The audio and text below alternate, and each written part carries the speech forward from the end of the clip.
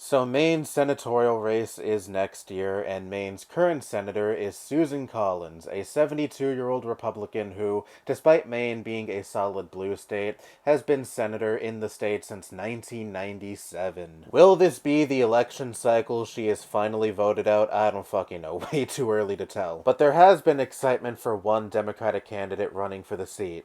Graham Plattner. He's running on a platform that supports Medicare for all, affordable housing, taxing the rich, unions, and he's also an anti-Zionist, so that's pretty nice as well. Overall, he seems like a candidate that actually gives a fuck about his constituents and pretty much a rural, rugged Zoran Mamdani. And like with Mamdani's momentum, the old guard of the DNC is kicking and screaming that there is a popular candidate that actually excites and resonates with voters, and is not someone who is just going to do the bidding of the billionaire donors who line the pockets of the old guard of the DNC. And so, another Democratic candidate who actually does represent the old guard has swooped into the Senate race. Janet Mills, Maine's current governor, and is also currently 77 years old. If she were to be elected into the Senate, she'd be 70-fucking-9 by the time her term begins, and since Senate terms last for 6 years, she would be 85 by the time her first term ends, if she even survives the entirety of her first term. This is so beyond parody, holy shit. I am so fucking tired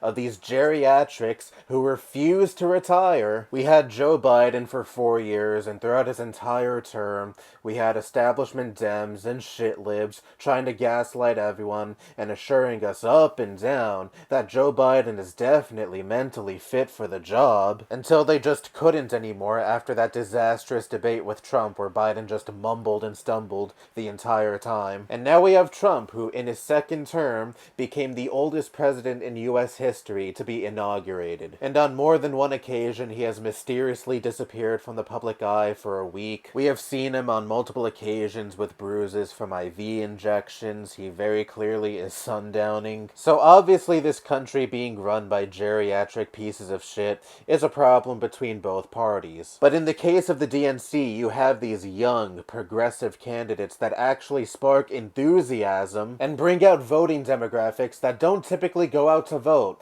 Zoran Mamdani here in NYC fucking broke records when it came to youth turnout for the Dem primary, and I am almost certain he is going to do it again for the general in a few weeks. Graham Plattner is only 41 years old, and again, he seems to be a candidate that is actually sparking enthusiasm among voters. Though he is an Afghanistan and Iraq war veteran, so I'm not very crazy about that, but even still, I much prefer his platform and him taking the Senate seat over Janet fucking Mills. At least with Graham Plattner, there wouldn't be this big question mark over whether or not he would survive just his first term. We are in a day and age where more voters now than ever see through the charade.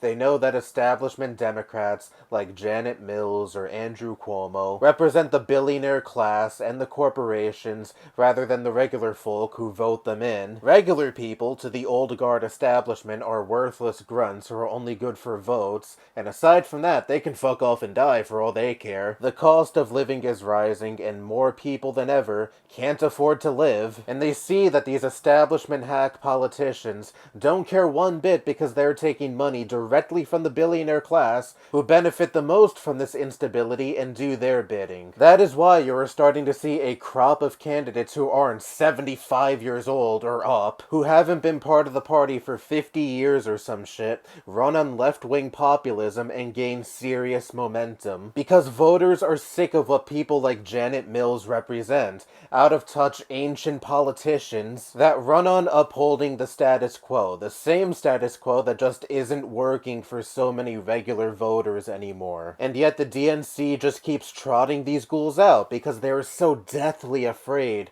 of losing the good graces of their mega-rich donors. And she already has Chuck Schumer's endorsement, she has the DNC coalescing around her, and by the way, pieces of shit like Chuck Schumer and Hakeem Jeffries, the heads of the DNC, still have not endorsed Mamdani, the guy who received an unprecedented win just a few months ago in NYC's mayoral primary. And yet this fossil who excites no one is being met with open arms by the Democratic establishment. Fucking pathetic. Oh, but Graham Plattner's Reddit account was unearthed, and there are posts dating back to like 2010 where he refers to himself yourself as a communist. So scary. Cool, and there were telegram messages from members of a Republican youth group.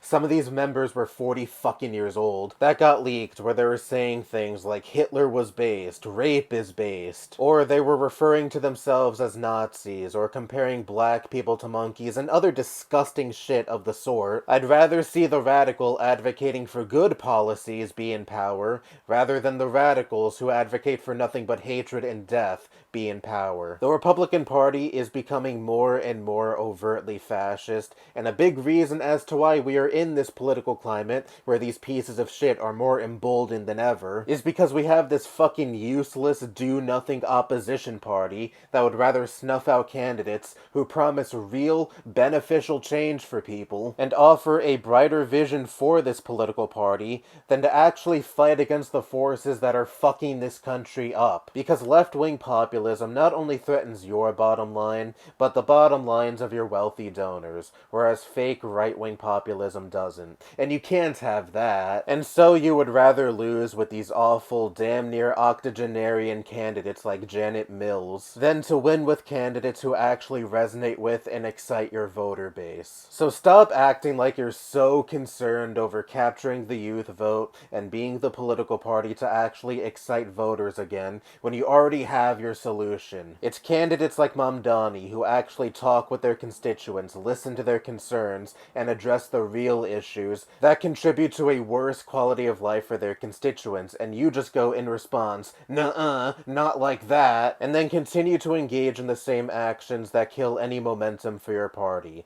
It is a never-ending depressing loop that your voters are finally sick of. I hope Mills fails to kill a progressive campaign, just like Cuomo failed to kill Zoran's campaign. Anyway, that's all I have to say. Bye-bye.